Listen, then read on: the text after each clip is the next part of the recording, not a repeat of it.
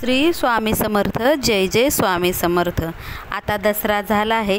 दसऱ्यानंतर बऱ्याच जणांच्या मनात असा प्रश्न पडतो की दसऱ्यापासून ते कोजागिरी पौर्णिमेपर्यंत देवाची पूजा करावी का नाही.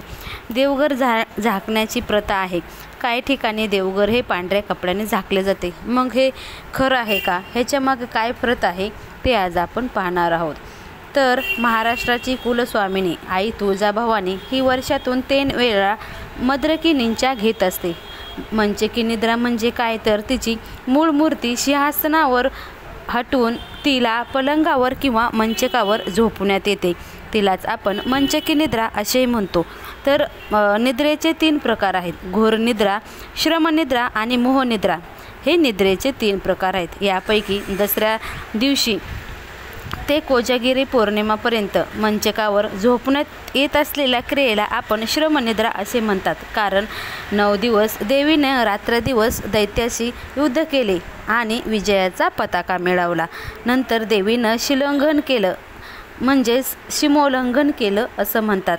त्याच वेळेस तुळजाभवानी मातेला श्रम झाले होते. ते थकवा भरून काढण्यासाठीच देवीनं दसऱ्याच्या रात्रीपासून ते कोजागिरी पौर्णिमेपर्यंत निद्रा केली. त्याला श्रमनिद्रा असे म्हणतात. श्रम म्हणजे काय, तर जीवाला लागलेले कष्ट त्रास भरून काढण्यासाठी देवीने घेतलेली निद्रा म्हणजे श्रमनिद्रा होय. तुळजाभवानी मातेचे 9 दिवस युद्ध करते आणि दसऱ्याच्या रात्री ती कोजागिरी पौर्णिमे सकाळपर्यंत निद्रा करते. त्याला श्रमनिद्रा म्हणतात. काही घरात स्वतः घरातील मंदिरातील देव पांढऱ्या कपड्याने झाकले जातात किंवा मंदिराला पडदा लावला जातो.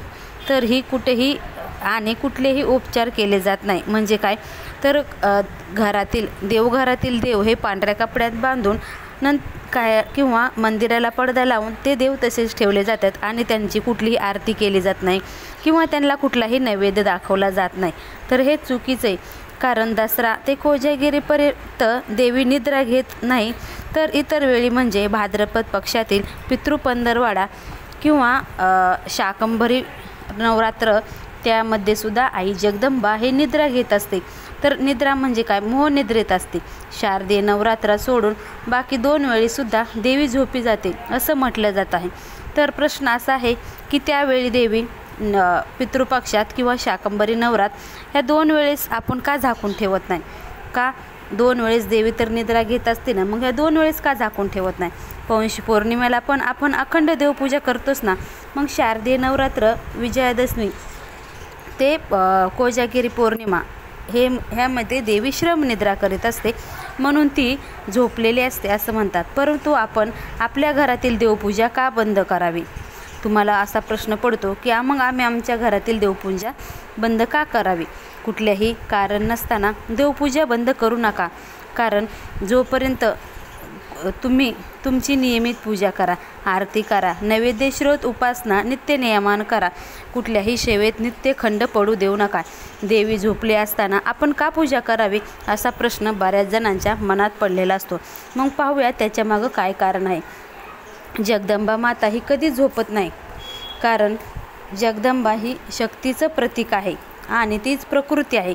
मग ती कशी झोपेल बरं? या पृथ्वीवर जर प्रकृती शक्ती झोपी गेली तर या संपूर्ण पृथ्वीवर प्राणीमात्राचं जीवन नष्ट होईल. आपल्या जी काही चेतना, बळ, स्मृती ही सर्व जगदंबेची शक्ती आहे ना.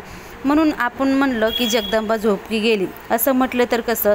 तुम्ही, मी, पशु पक्षी, कीटक, वृक्ष काही हा निसर्ग तो पूर्ण नष्ट होईल. त्यामुळं जगदंबा जर झोपी गेली तर पूर्ण सृष्टीचं संतुलन बिघडेल. त्यांच्यातील चेतना निघून जाईल आणि मनुष्य जोपर्यंत ताजातवाना आहे तोपर्यंतच तो ठीक आहे. परंतु आजारपणात तो त्रस्त झाला असेल, तो मरणाच्या अवस्थेत असेल तर त्यातील चेतना कमी होते. म्हणजे आई जगदंबेचं छत्र कमी होतं असं म्हणतात. दुसरं म्हणजे काय, पशु पक्षी, कीटक, वनस्पती, मनुष्य यांच्या जीवनातही असंच आहे. यांच्या जीवनातील या जीवित येवणीला जी काही चेतना पुरवते ती आई जगदंबे असतात. त्यामुळे ही सृष्टी ज्यांचं कार्य व्यवस्थित चालते ती सृष्टीच आई जगदंबा आहे. त्यामुळे देवी कधीही झोपी जात नाही. 3.5 मुहूर्तापैकी कोणतीही देवी कधीही झोपलेली नसते. मग तुळजापूरचीच आई का झोपते? प्रत्येकाची कुलाचाराची परंपरा वेगळी असते. तुळजापुराच्या पुरातन काळापासून ही प्रथा चालत आलेली आहे. वर्षातून 3 वेळा देवीला झोपवले जाते. पूर्वीच्या परंपरेनुसार, रूढी परंपरेनुसार ही प्रथा चालू आहे. मग आई जगदंबा झोपली तर सर्व झोपेल असं कसं? स्वतः भगवान शंकर म्हणतात की शक्ती आणि शिव मीच आहे. मी शिव आहे म्हणूनच शक्ती आहे. मी जर शिव म्हणून राहिलं, शक्ती जर माझ्यातून निघून गेली तर मी शिव म्हणून राहील. म्हणून मला शक्तीशिवाय, शिव आणि शक्ती याच्याशिवाय मी अपूर्ण आहे. तर शिवाला अर्थच नाही. शक्ती निघून गेली तर शिवाला अर्थच नाही. जसं की शरीरातून आत्मा निघून गेला तर शरीर हे निर्जीव होतं, त्याचप्रमाणे आई जगदंबा जर निघून गेली तर संपूर्ण सृष्टी राख होईल. म्हणून जगदंबा कधीही झोपत नाही, हे लक्षात ठेवा. तर सांगायचं झालं तर देवीला मंचकावर झोपवलं जातं. त्यांची मंचकावर झोपवलं तर ही देवीची आरती, नैवेद्य दाखवला जातो. तिथे नित्यसेवेत कुठलाही खंड नसतो. दर दिवस रोज पूजा चालू असते, रोज दर्शनही चालू असतो. आपण आपल्या घरात पडदा का लावावा किंवा आपल्या घरातील देव झाकून का ठेवावे, हे कितपत योग्य आहे असा प्रश्न आहे. म्हणून तुम्ही म्हणाल की आमचे सासू सासरे, आमचे आजी सासू हे सर्व असं करायचे, हे आमची परंपरा आहे. परंतु ती परंपरा तुम्हाला हे माहीत झालं असलं तर तुम्ही ते परंपरा मोडून टाका.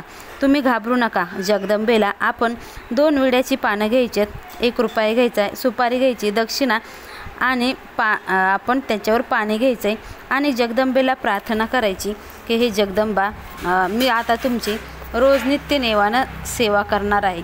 जी काही माझ्या सासू सासऱ्यांचे देव तुला बांधले होते ते आता मी सोडून इथून पुढे मी तुमची रोज नित्यनेमानं पूजा करणार आहे. माझ्याकडून काही चुकलं असेल तर मला क्षमा करा आणि मला तुमची रोज देवपूजा करायची मान्यता द्या असं म्हणायचं आणि तो विडा तिथंच ठेवायचा आहे. नंतर हातावरून पाणी सोडायचं. तुमचं काही वाईट होणार नाही. त्यामुळे तुम्हाला कळलं असेल की देवघर हे झाकू नये किंवा देवपूजा बंद करू नये. देवाला तुम्ही रोज नित्यनियमाप्रमाणे सेवा करा. त्यांची श्रोत वाचा, त्यांचं पठण करा, त्यांची आरती करा, नैवेद्य करा. कारण देवी जरी झोपली असले तरी आई जगदंबा म्हणजे तुळजापुराला अशी कुठलीच प्रथा नाही की देवी झोपली तिचं मंदिर बंद पाडावे. तर तसं काही नाही. तिथं प्रत्येक भाविक देवी मंचिकावर असले तरीही रोज खूप गर्दी असते. रोज भाविक लांबून दर्शन घेतात. रोज नित्यनेमानं आरती होती. तुमच्या घरातील देव हे झाकून ठेवू नका किंवा त्यांना तुम्ही देवाला पडदा पण लावू नका. हे तुम्हाला माहितीवरून कळत असेल. परंतु तुम्हाला जर हे पटत नसेल तर तुम्ही सर्वस्व तुमचा विचार आहे. तुम्हाला काय करायचं ते. श्री स्वामी समर्थ. श्री गुरुदेव दत्त.